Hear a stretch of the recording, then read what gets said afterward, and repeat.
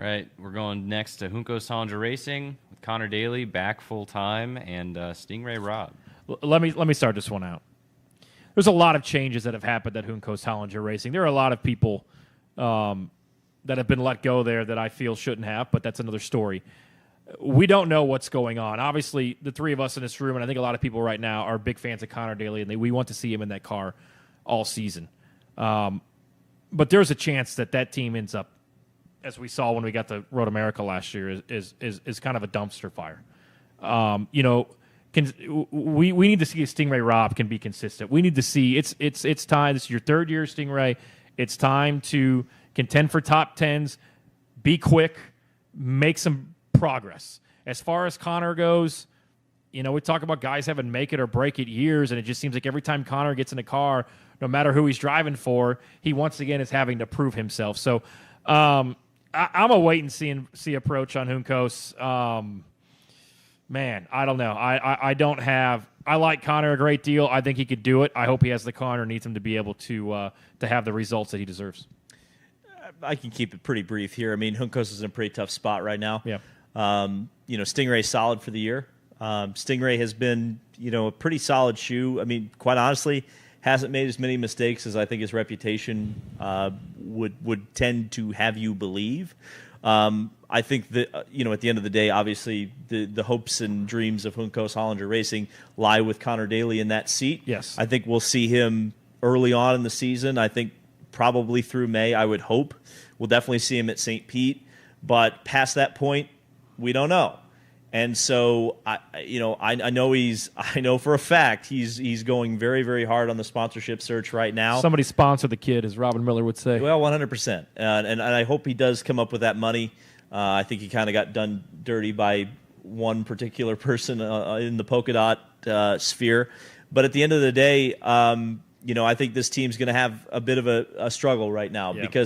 And who would have thought, because you go into last year and you would say that the driver combination of Romain Grosjean and Augustine Canapino would potentially be a stronger team and a stronger combination, one that you would look at more favorably than the one that they would be entering 2025 with. But that is the situation we're here right now with Juncos Challenger Racing. Yeah.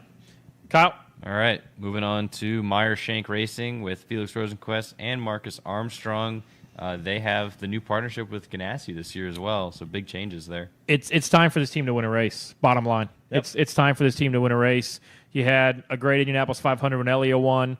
You came back the next year. Both Simon and Elio finished top 10 at the Indianapolis 500. Haven't done much since.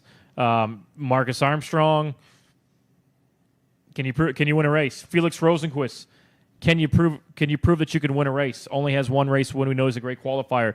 Can you take those qualifying results that Felix has been so good at and win a race? Bottom line, we could talk whatever you want, but Meyer Shank gets win a race this year.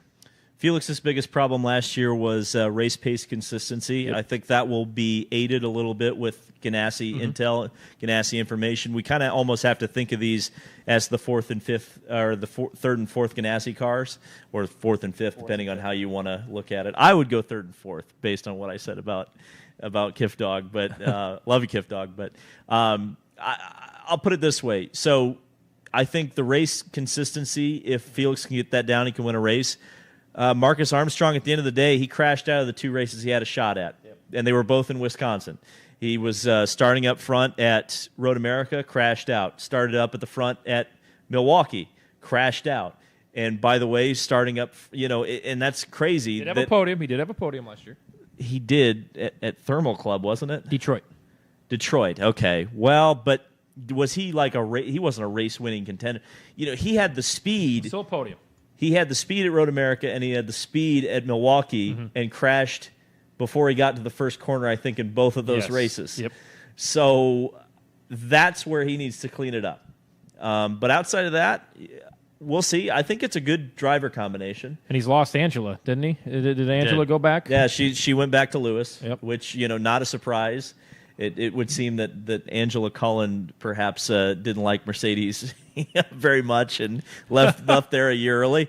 So that's fair. But, so Marcus and Felix, I like that combination. Yep. I think it's going to be good. I think it's going to be good to have Ganassi there helping them out. and Elio at the 500 is going to help them out significantly. So, to your point, yes, they need to win a race. I asked Scott Dixon about this. I said, you've had so many great teammates over your career.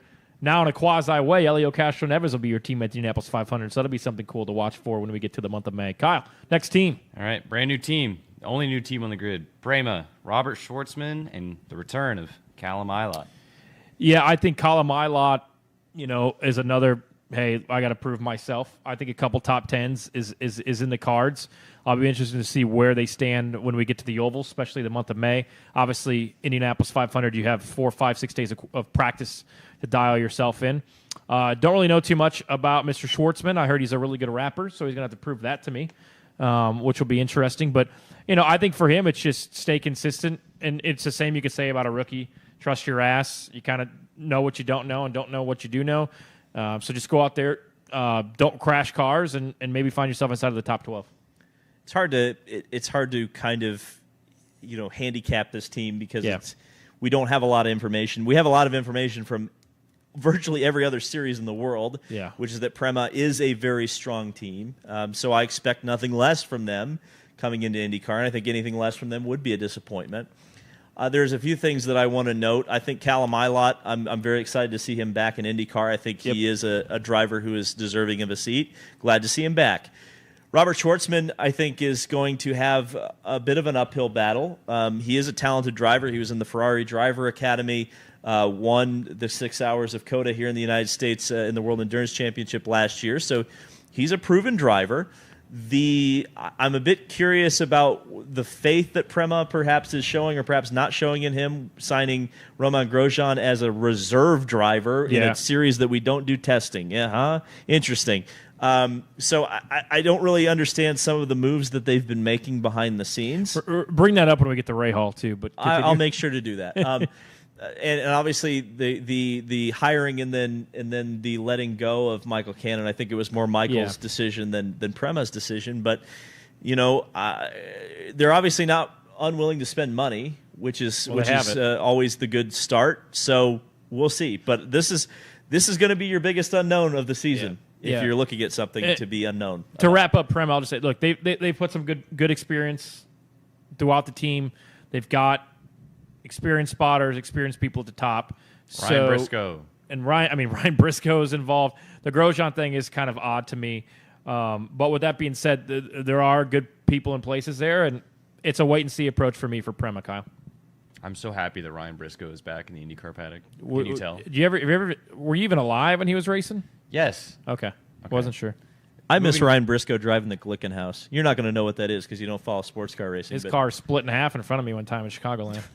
It's one of my best friend's one of my best friend's first races. What was that? 05 Chicago. 05, yeah. Wow. Yep. All right. So, moving on to a team that needs to prove themselves. Rahal, Letterman, Lanigan. Graham Rahal, the return of Devlin DeFrancesco in the rookie season of Louis Foster. And we don't know. Somebody tweeted me today. They said, Tony, can you please make it your mission to see if Yuri Vips is walking around this weekend in a Rahal, Letterman, Lanigan polo, or have we lost him? So, but we'll put him on a milk carton too. Yes. So as far as Rahal goes, Kyle said it. It's prove it. We've heard from Graham over the last couple of years that we've made this progress. We're making strides. Sometimes we saw that in flashes with Christian Lundgaard. Graham had some good showing 2 years ago. Last year, I don't think it was obviously one of his better years.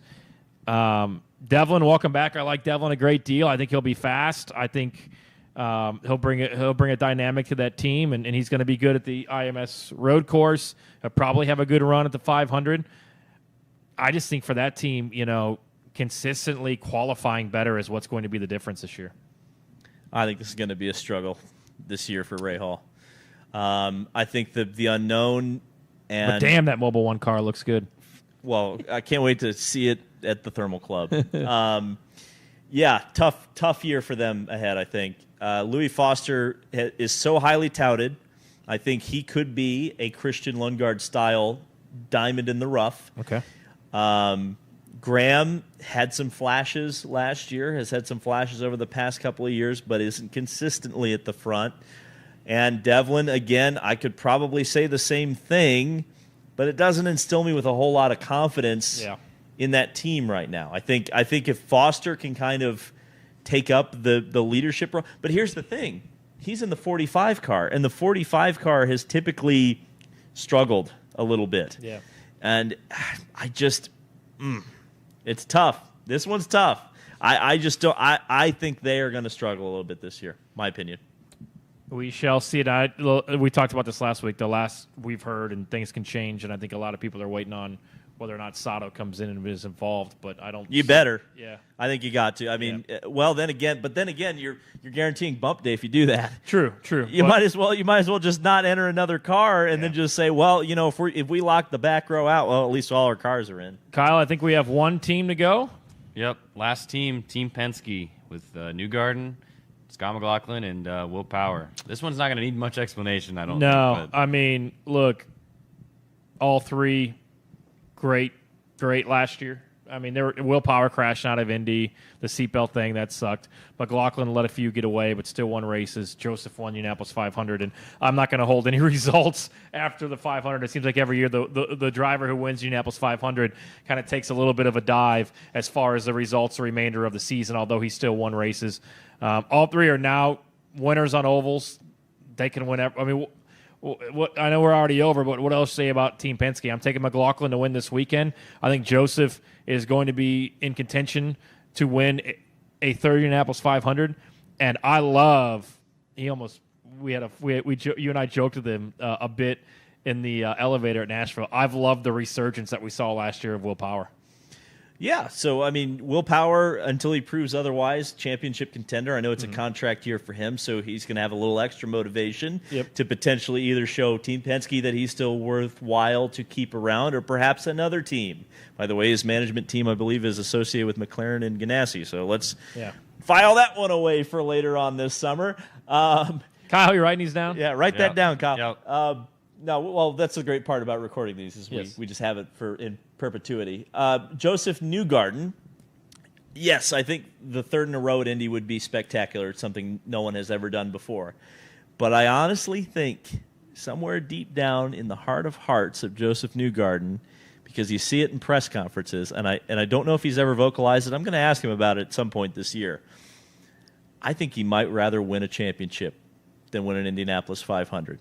Because I think it would prove that he can do it over the course of a season rather than just at one race. I think it's almost like flipped. His career's almost Maybe flipped. If he hadn't won a championship before, but he has. I'm telling you, I get the sense from Joseph that he is like, it bites his ass like no other, that Power and McLaughlin are beating him up and down silly in the championship versus Indianapolis. That's what I agree with this sentiment because, like, if we talk in 20 years about Joseph Newgarden. He's a two-time IndyCar champion, but then there's always going to be that asterisk later on in his career. It's like, well, he never beat Alex Palou in a championship fight.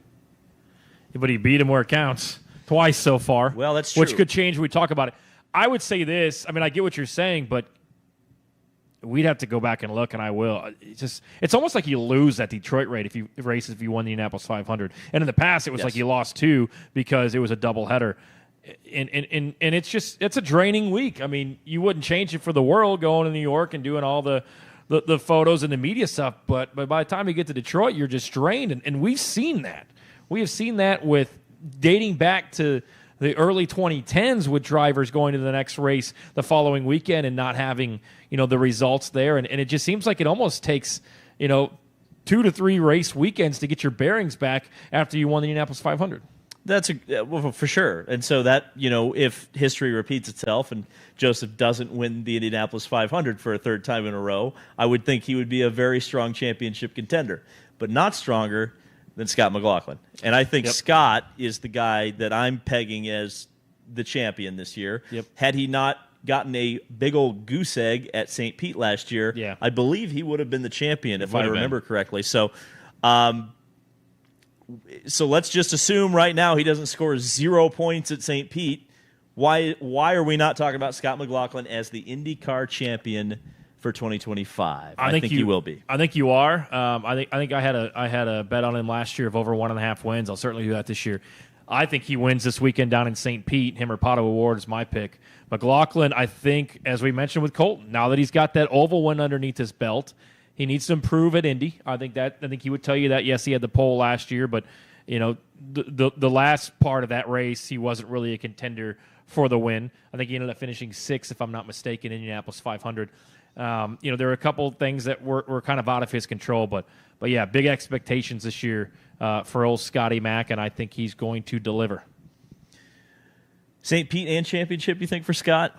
Are we in agreement on that? Because I feel like we could get that real easy, get that part real easy done. Yeah, I mean, look, and then let me just go out on an absolute limb here. I think the championship contenders are going to be the 3 Penskes, Palou, Dixon, probably Colton Herta, which is kind of what we had last year. Maybe Pato's right there as well. Well, the car hasn't changed. Why would you expect it to be any different? Yeah, you're on that. You're looking forward to 2028, aren't you, sir? No, you're not. I'm not. Scott Dixon is, I think.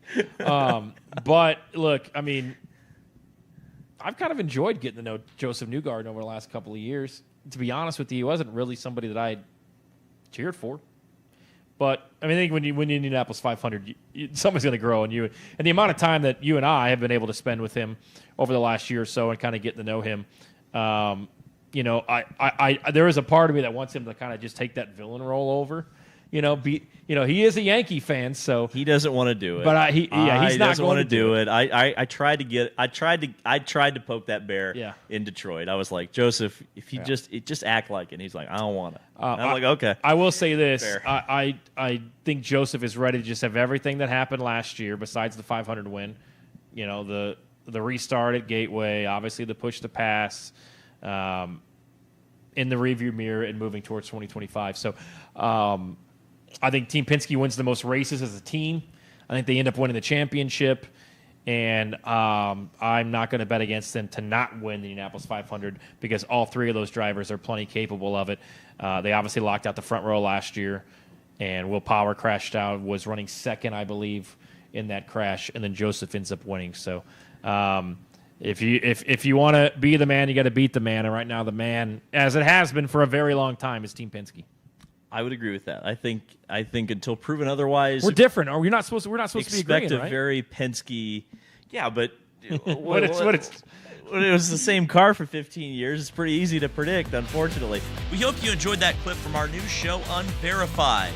Every Tuesday at 8 p.m., you can join us live over on the Unverified channel. Click the link on the screen or down in the description below to join in some great conversations about IndyCar, the Indianapolis 500, and motorsports throughout the world.